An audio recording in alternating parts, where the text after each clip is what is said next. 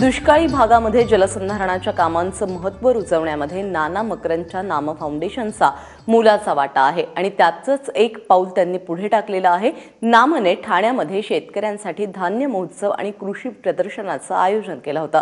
कसा होता हा अनुभव पाहूयात याच संदर्भातला एक रिपोर्ट।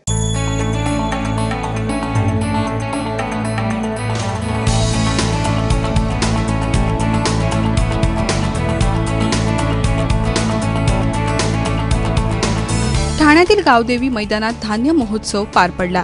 नाम फाउंडेशन आणि संस्कार फाउंडेशन यांच्या संयुक्त विद्यमाने हा महोत्सव आयोजित करण्यात आला होता। नाम फाउंडेशन सारखे नाना पाटेकर जे असतील किंवा मकरंद अनासपुरे जे असतील, संजय केळकर सारखी लोक आज पुढे शेतकऱ्यासाठी धावून आलेले आहेत आणि शेतकरी पिकवायला शिकला, पण आता माझा शेतकरी विकायला सुद्धा लागला। या ठिकाणी तूर घेऊन बीड जिल्ह्यातून तूर उत्पादक शेतकरी आलेला आहे आणि सेंद्रिय तूर 150 रुपये किलोनं या ठिकाणी तो ग्राहकाला देत आहे आणि ग्राहक मोठ्या आशेनं ती तूर खरेदी करत आहे। या महोत्सवात राज्याच्या कानाकोपऱ्यातून शेतकरी आले होते, त्यातही मराठवाडा आणि विदर्भातील शेतकऱ्यांचा सहभाग हे याचं वैशिष्ट्य ठरलं।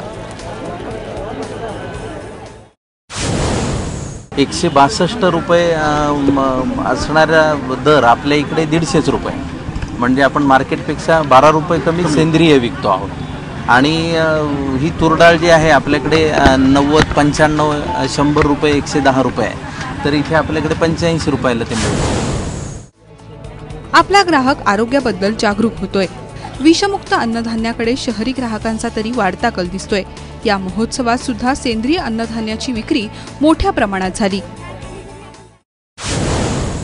400 शेतकऱ्यांचे एक कंपनी अशा बीडमध्ये 14 ते 15 कंपन्या कृषी विभागाच्या मार्फत आम्ही उभा केलेल्या आहेत आणि त्यातीलच काही कंपन्याचा माल, शेतकऱ्यांचा माल आज आम्ही नाम फाउंडेशन अंतर्गत जे एक्झिबिशन आहे, धान्य महोत्सव आहे, त्या ठिकाणी घेऊन आलेलो आहोत। तूर डाळ आहे ती महाग कसलीही नाही आणि ती फक्त ती जर एकदा खाली तर तुम्ही वारंवार मागता आणि आमच्या काही शेतकऱ्याच्या बाहेर देशात पण हे तूर डाळ गेलेली, बाकी ज्वारी, गहू, सेंद्रियवरले आहेत ते पण गेलेले आहेत आणि शेतकरी ते ग्राहक थेट विक्री होऊ लागल्यामुळे मधल्या आडत्याची जी आणि शेतकऱ्याची फसवणूक आहे ती फसवणूक होत नाही आणि शेतकऱ्याला 2 पैसे जास्त भेटायला लागले। याच्यामुळे हा फायदा आहे की हा गव्हाला ज्यावेळेस मार्केट रेटपेक्षा रेट गेल्यामुळे भाव जास्त भेटतो। पहिला खपली गहू आहे बघा, हा गहू आहे ना, हा लोप पाऊस चालला। हा लोप पाऊस चालल्यामुळे काय होईल, ह्याची पुढं आपली परंपरा कायम ठेवायची। ह्याच्यामुळे काय होते, जे हाडाचे विकार हे ते असतात त्यांच्यामुळे ते कमी होतात। आयुष्यात जरी 10 किलो जरी खाल्ले ना, माणसाचे मणक्याचे विकार जे आता जवळपास 90-75% लोकांना शुगर, BP हे ते चालू झाले। ह्याच्यामुळे बरेचसे म्हणजे कंट्रोलमध्ये येऊन धान्य महोत्सवाचा फायदा शेतकऱ्यांप्रमाणेच ग्राहकांना देखील झाला। भेसळविरहित विषमुक्त धान्य खरेदीसाठी ग्राहकांनी मोठ्या प्रमाणात हजेरी लावली। ॲडव्हर्टाइजमेंट बघितली तेव्हापासून आम्हालाही असं वाटलं की इथे येऊन एकदा डायरेक्ट शेतकऱ्यांकडून कसा माल मिळतो बघावा आणि आम्ही काही डाळी वगैरे घेतलेल्या आहेत आणि आम्हाला असं वाटतं की हे चांगलाच उपक्रम आहे आणि अशा उपक्रमांनी ग्राहकालाही फायदा होतो आणि शेतकऱ्यालाही फायदा होतो।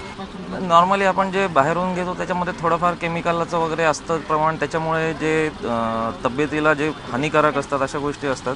तर नक्कीच जे ऑर्गॅनिक गोष्टी आहे, जे वाचून ॲटलीस्ट आम्ही ऐकलेलं आहे की त्याच्यामुळे फायदा होतो। असे धान्य महोत्सव मोठ्या प्रमाणात आयोजित करण्यात आले तर शेतकरी ते ग्राहक थेट व्यवहार होईल, शेतकऱ्यांचा नफाही वाढेल आणि ग्राहकांचे 4 पैसेही वाचतील। ठाण्याहून विनय राजभारसह ब्युरो रिपोर्ट, ABP माझा।